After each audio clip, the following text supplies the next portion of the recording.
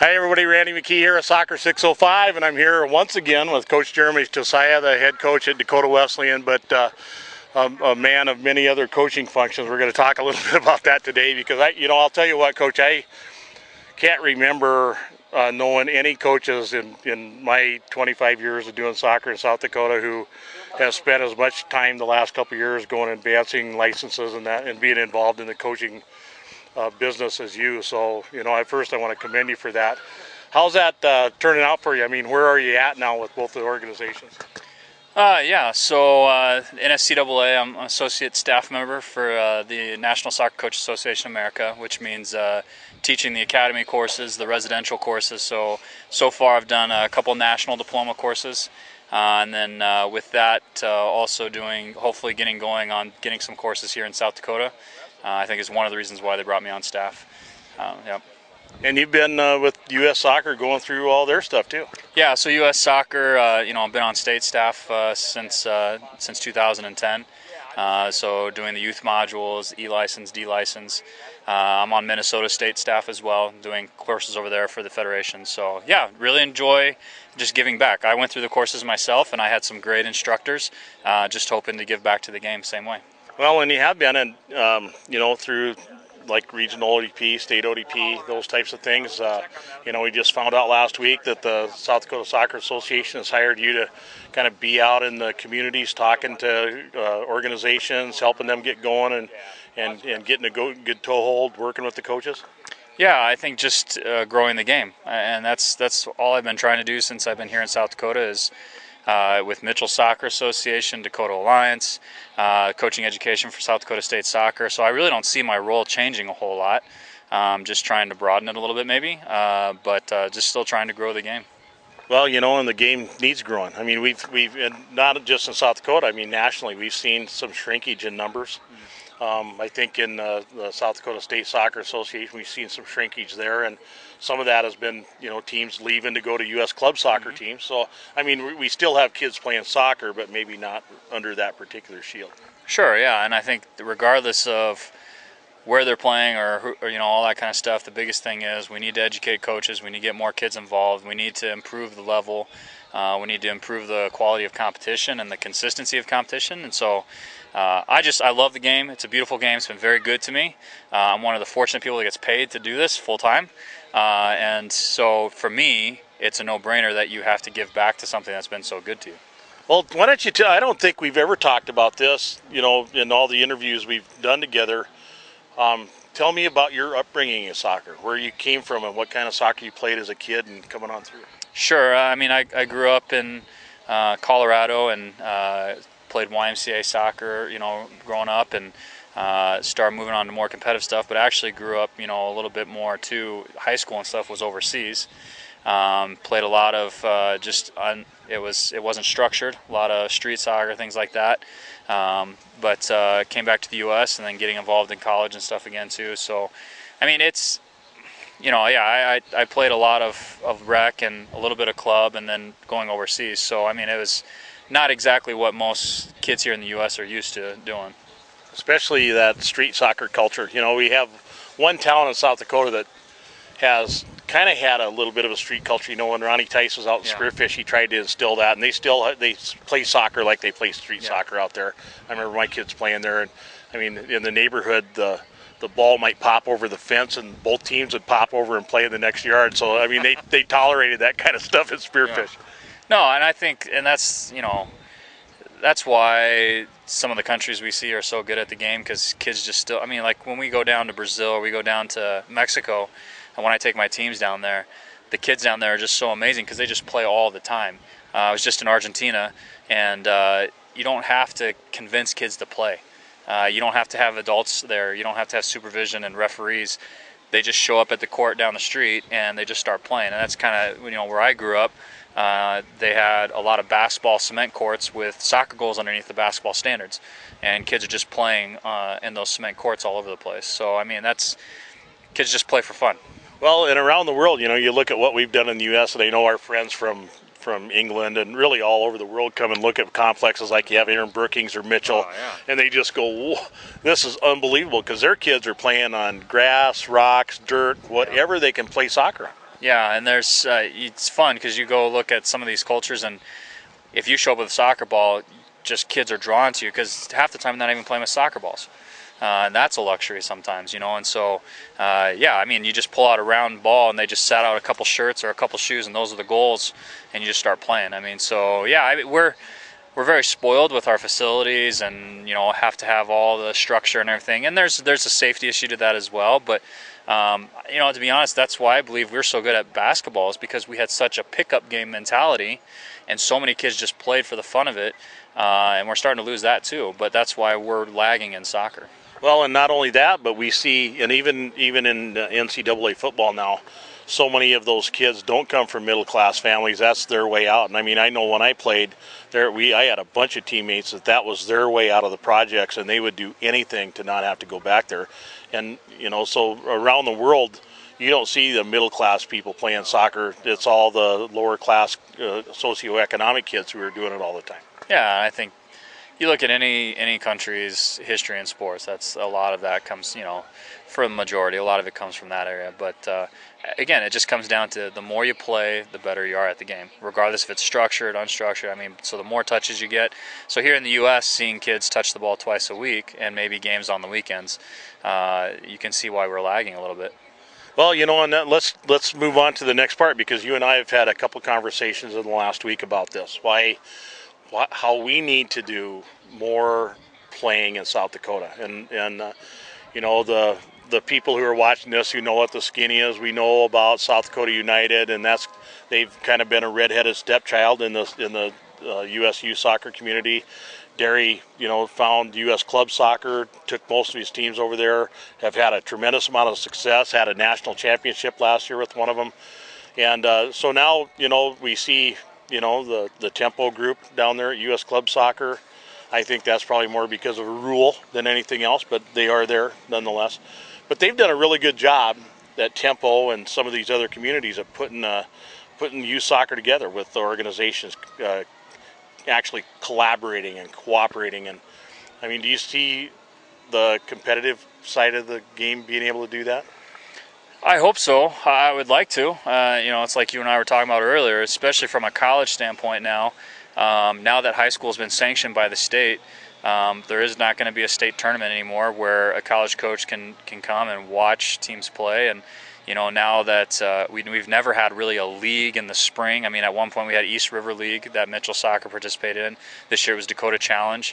But yeah, for kids to get playing and to get touches on a ball in meaningful competition, you know, because a lot of these teams, they travel to tournaments and it's 4, maybe 5 games on a weekend. But if you mess up in the first game, the weekend's a waste. So the rest of the competition isn't meaningful. So, yeah, meaningful competition means a lot. And I think that's what a lot of states have over South Dakota is kids playing in meaningful competition. I know in Texas, North Texas, where I was at for several years, the number of touches those kids get on the ball in meaningful competition is 5-6 times as much as the rest of the country, which shows why North Texas is so strong. You know, even it's disappointing to me even seeing some kids not play high school, even though maybe the level might be a little bit less than club. Those are meaningful games. Those games mean something to a season, as opposed to just traveling to a tournament, losing your first game so the other 3 or 4 games don't mean anything. So, yeah, meaningful competition is very important to developing the game. Yeah, you know, I remember one team I had where, you know, they were a club team, but you know, just the team mentality when I inherited them was, well, they go to a tournament, win, lose, no different emotion. I mean, it was the same. Let's go shopping, let's go eat, let's go do whatever. Absolutely. But I assure you, by the end of my time with them, they had a different, little different perspective when we went. But I mean, we really need to stress that. Yeah, and I'm not saying it's a winning at all cost type thing, but it's a thing where you play a good game, the kids understand the meaning of that game and what's at stake for those games, and then you go and you train and you get ready for the next game, which is also meaningful. You know, a lot of the culture right now is let's train for 3 weeks, let's play a tournament, let's go home, let's train for 2 weeks, let's play another tournament, you know, and it just kind of gets so watered down. And like I said, if you lose the first game, then it doesn't mean anything. Yeah, you know, and in the soccer playing countries, and especially development and club, you know, they train 3-4 times a week, and then they have one game on the weekend, and then they do it all over again. But that's a very consistent method. And that's I feel like a hypocrite sometimes when I go and do some of these coaching courses, because Jurgen Klinsmann's sending this stuff down that we're supposed to have 3-4 training sessions for every competition, and we're talking through the calendar, we're talking through periodization with these coaches at the E and the D license, and then we're not offering anything as a state, regardless of who it is, to replicate that. We're preaching that 3 practices to 1 game is the ideal, and then we're not allowing it, or we're not offering anything like that. Well, and I've always kind of, all my involvement in ODP and seeing what the strategy of the year is, because you know how it is. Every year somebody comes up with a new idea and everybody chases it. But, sometimes these coaches like Klinsmann, I mean, he doesn't live in a world that the rest of us do. I mean, he's working with only the best players, with only the most committed. I remember one time I was at a national tournament, and the coach who's doing the demonstration for us, they picked the best club team from Southern California in there for him to come train. Yeah. And I said, what I'd like to see? I'd like to see that guy work with a bunch of U12 girls from Belfouche. Yeah. That would show you how good of a coach he is. Yeah, absolutely. And so we're trying to adapt the courses because we have to use the information the Federation gives us. We have to cover that content. But hopefully in the courses, and I haven't been here as long, you know a lot more about the state than I do. You know a lot more about South Dakota kids than I do. But hopefully being here now for 5 years, going on 6, I understand a little bit better than when I first got here. And so hopefully trying to adapt those courses so that it does fit what our coaches are dealing with. So let's say you're heading out into the state, you're out there doing your job, growing the game. If you get to do what you want to do, let's say you roll into Belfouche, okay, and you have those people's ear. What are some of the things that you're going to tell them they need to do first and foremost? Well, I think the biggest thing for me is stress. I think the best way to improve the level of soccer here is 2 things. 1, get kids playing more often, and 2, educating coaches. We're a state full of coaches who didn't play the game growing up, and that's just a fact of South Dakota. And that's great because the parents are very passionate about the game, which is very different than a lot of other sports. So let's use that passion and let's start educating the passion so that we can get kids who are more talented and more skilled on the ball. Well, and that we're starting to see that now, where kids who played and who are good players and who got good training and who were at ODP, and they're starting to come back now and coach their kids. Yeah. But one thing I've noticed through the years is being a good player is no indication of being any kind of quality coach at all. I mean, there are some things that go along with being a coach. Sure, yeah, and you look at some of the best coaches in the world, and they're not necessarily coming from the best pedigree of playing, right, in any sport. But at the same time, there's something that I love the fact that a lot of the players that are coming out of Dakota Wesleyan are getting involved with coaching. So seeing a Kasha Roberts or seeing an Aaron Foss get involved with coaching, and that's what we try to do with our kids at Dakota Wesleyan. We coach the rec kids because you got to give back. I mean, that's the whole thing. You got to give back. All those kids were one time coached by a rec coach who wasn't paid, but enjoyed the game, enjoyed the kids, and got them started in that road. So they got to give back. And how much better could it be if they've been through those situations of playing games? They've had to receive the ball out of the air. They've had to put a header back on frame. It being through those situations, maybe they weren't the best at it, but they know what it's like. So maybe they can be, if we teach them how to be good coaches, now maybe they're improving the game. I know for year after year after year, the kids I coached, a lot of times I stop and say, okay, I want to tell you why we're doing this, because when you're coaching, you'll need to know why. Sure. And I always assumed and hoped that all the kids I coached would go on and coach, and I think a lot of them are now. Yeah. You can see a lot of them moving into that, so that's very gratifying for me, especially having both of my kids be coaches. Yeah, absolutely. And if the game's going to grow, we need kids who played high school and college soccer to stay in the state and referee and coach. That's how the game's going to get better. So, yeah, I love seeing young people involved in rec soccer and all, and so hopefully that keeps happening. Well, I hope so too, and I'm just going to do a shout out to all you people watching this. When he calls, get your posse together and get him together and go listen to him, because, I mean, that's what we're trying to do. We're all trying to grow the game. We're all trying to make it better. And if you're sitting home watching American Idol on TV, that is not growing the game of soccer in South Dakota. So when he calls, show up with the posse and be ready to learn something. Oh, I appreciate that. And I really appreciate, what you guys do with Soccer 605 really helps grow the game as well, because kids are excited now when they see you show up with the camera on the sidelines.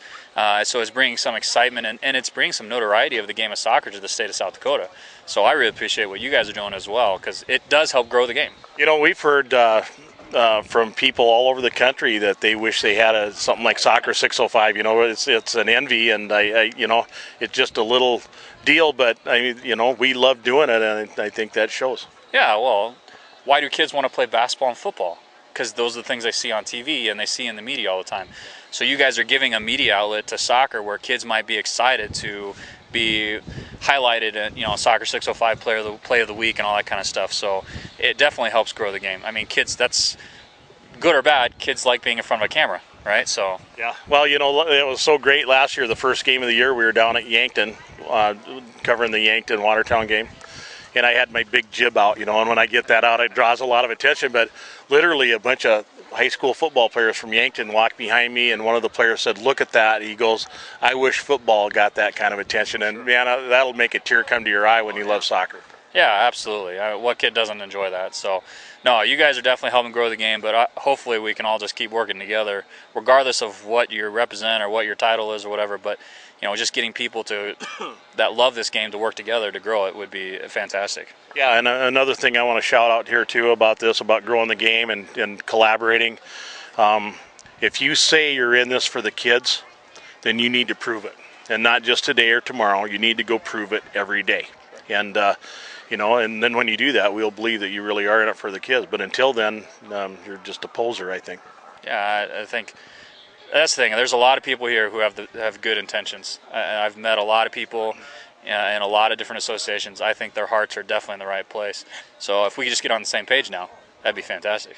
Well, you're going to help us get on the same page. You're going to be out there in the state helping us grow the game, and I'm sure you'll let us know if we can do anything to help you out. Yeah, absolutely. Thanks again, Randy. Thanks a lot, Jeremy. And thank you for watching Soccer 605.